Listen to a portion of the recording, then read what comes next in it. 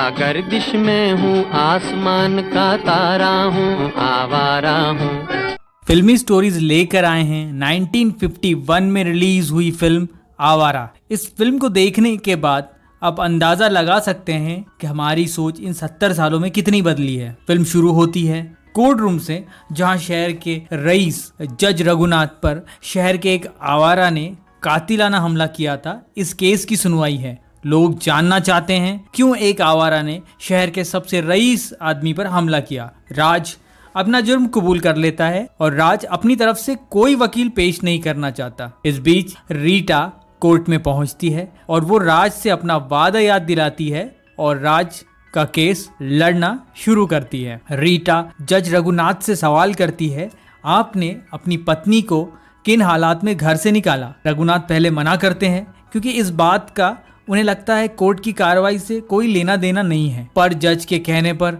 रघुनाथ बताना शुरू करते हैं और कहानी यहाँ से फ्लैशबैक में चली जाती है।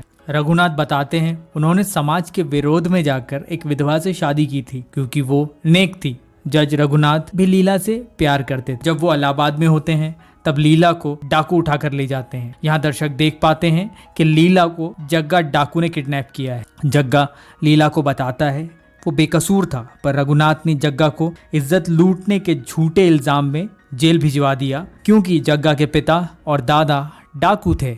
रघुनाथ का बदला जग्गा लीला से लेना चाहता है। ये सुनते ही लीला बेहोश हो जाती है। जग्गा को पता चलता है लीला मां बनने वाली है। ये जानकर जग्गा अपना बदला लेने का तरीका बदल लेता है क्योंकि रघुनाथ ने जग्गा से कहा था शरीफों की औलाद शरीफ होती है, चोर और डाकू की औलाद डाकू होती है। और अब जग्गा रघुनाथ का बदला रघुनाथ के बच्चे से लेना चाहता है, उसको बिगाड़ कर। कुछ वक्त के बाद जग्गा लीला को रिहा कर देता है और लीला वापस रघुनाथ के पास आ जाती है। कुछ वक्त के बाद रघुनाथ को पता चलता है लीला मां बनने वाली है। लोगों के द्वारा लीला पर उंगलियां उठनी शुरू हो जाती हैं, जिससे रघुनाथ परेशान रहने लगता है और लीला को एक दिन घर से निकाल देता है। लीला गंदी बस्ती पहुंचती है, जहां हम देख पाते हैं जग्गा ये सब देखकर खुश हो रहा होता है। लीला उसके बाद बम्बई पहुंचती है और गरीब बस्ती में लड़के को जन्म देती है। लीला का लड़का है राज। लीला राज को जज बनाना चाहती है और राज एक अच्छे स्कूल में जाता है,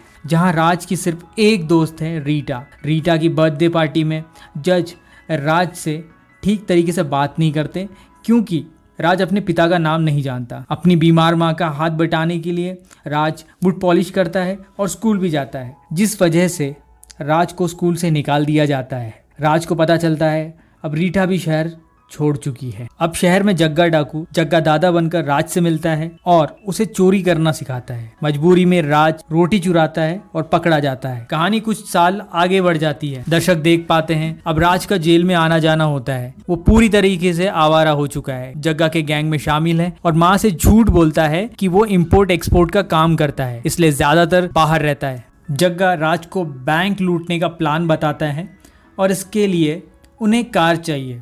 गलती से राज कार की मालकिन समझकर रीटा का पर्स चुराता है और जब राज को उसमें चाबियां नहीं मिलती तब बहाने से राज रीटा को पर्स वापस कर देता है। अगली बार राज पेट्रोल पंप से गाड़ी चुराता है पर पुलिस राज के पीछे लग जाती है। राज भागते हुए रघुनाथ के घर में चला जाता है, जहां राज फिर से रीटा से मिलता है। रीटा राज को पर्स लौटाने के लिए शुक्रिया अदा करती है और राज पुलिस से बच जाता है। यहाँ राज रीटा की पुरानी तस्वीर देखता है और रीटा को पहचान जाता है। रीटा को राज अपने घर पर बुलाता है माँ से मिलने के लिए। राज रीटा को बताता है कि वो ही राज है, उसका बचपन का दोस्त। रीटा और राज एक दूसरे को पसंद करना शुरू कर देते हैं। अब राज बदल चुका है, वो मेहनत करता है, वो अब ईमानदारी से काम करना चाहता है।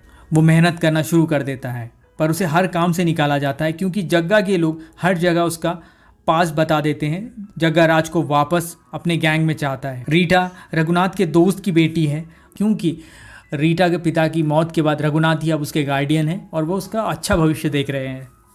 रीटा के बर्थडे पर गिफ्ट देने के लिए राज एक हार चुराने का फैसला करता है। इत्तेफाक से वो एक ज्वेलरी शॉप के बाहर जज रघुनाथ का ही हार चुरा लेता है क्योंकि जज रघुनाथ ने भी वो हार रीटा के ले लिया है। बर्थडे पार्टी में राज रीटा को वो हार गिफ्ट करता है और जज रघुनाथ उस हार को पहचान जाते हैं। यहाँ राज की हकीकत सबके सामने आ जाती है। रीटा राज को बुरे काम छोड़ने के लिए कहती है। रघुनाथ राज से मुलाकात करते हैं और राज की बहुत बेइज्जती करते हैं। रघुनाथ राज को रीटा को छोड़ने के लिए कहते हैं। अगले सीन में हम जग्गा को पुलिस से भागते देखते हैं और वो बचने के लिए राज के घर पहुंचता है, जहां लीला उसे पहचान जाती है और लीला शोर मचाने लगती है। कुछ देर बाद वहां राज भी पहुंच जाता है और राज की और जग्गा की हाथापाई शुरू हो जाती है। इस हाथापाई में जग्गा मारा जाता है। पुलिस राज को गिरफ्तार कर लेती है। राज को रघुनाथ के कोर्ट में पेश किया जाता है, जहां गवाही के लिए उसकी माँ भी पहुंचती है और वो रघुनाथ की तरफ दौड़ती है क्योंकि वो उन्हें पहचान जाती है। बट इसी दौड़ भाग में वो रघुनाथ की गाड़ी के नीचे आ जाती है और उसकी माँ को हॉस्पिटल ले जाया जाता है।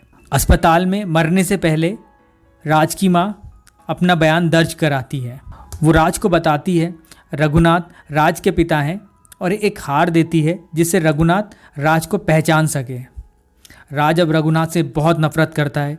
अपनी माँ की मौत का जिम्मेदार भी रघुनाथ को मानता है। राज जेल से भागकर रघुनाथ पर हमला करता है और वो फिर पकड़ा जाता है। इसके बाद कहानी करंट टाइम पर आ जाती है। रघुनाथ इसे सिर्फ एक मनगढ़ंत कहानी बताता है क्योंकि रीटा राज को पसंद करती है, इसलिए रघुनाथ कहते हैं कि रीटा ने एक मनगढ़ंत कहानी बनाई है। रीटा रघुनाथ को कहती है कि राज बिल्कुल उनकी तरह दिखता है, उसकी आंखें, उसकी शक्ल, वो रघुनाथ की तरह दिखता है, उन्हें इस बारे में सोचना चाहिए। जज राज को अपनी सफाई में कुछ कहने के लिए कहते हैं तो राज यहाँ एक स्पीच देता है जो कि फिल्म का मैसेज है। राज बताता है कि मुजरिम गरीब बस्तियों में संगत से बनते हैं, कोई जन्म से मुजरिम नहीं होता। रघुनाथ को एहसास हो जाता है राज उसका बेटा है। जब वो जेल में राज से मिलने जाता है तब राज उन्हें पिता मानने से इनकार कर देता है। कोर्ट राज को 3 साल की सज़ा सुनाती है और राज जेल में रीटा को माँ का दिया हुआ लॉकेट देता है। राज चाहता तो ये लॉकेट दिखाकर आसानी से साबित कर सकता था कि वो ही रघुनाथ का बेटा है, पर वो ऐसा नहीं करता। राज वादा करता है कि वो एक अच्छा आदमी बनेगा, अपनी पढ़ाई पूरी करेगा और वो जज बनेगा।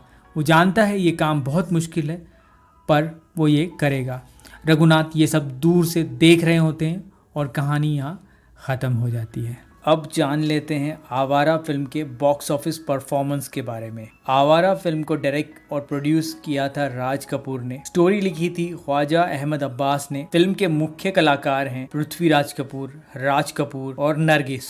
फिल्म का म्यूजिक दिया था शंकर जयकिशन ने। आवारा ने इंडिया में उस वक्त 2.3 करोड़ का बॉक्स ऑफिस कलेक्शन किया था और टोटल वर्ल्ड वाइड कलेक्शन था 15.61 करोड़। इस फिल्म के लगभग 22 करोड़ टिकट्स बिके थे। 1959 की बॉक्स ऑफिस कलेक्शन की रेस में आवारा टॉप पर थी। 1951 की टॉप 5 फिल्में थी जादू, दीदार, अलबेला, बाजी और टॉप पर थी आवारा।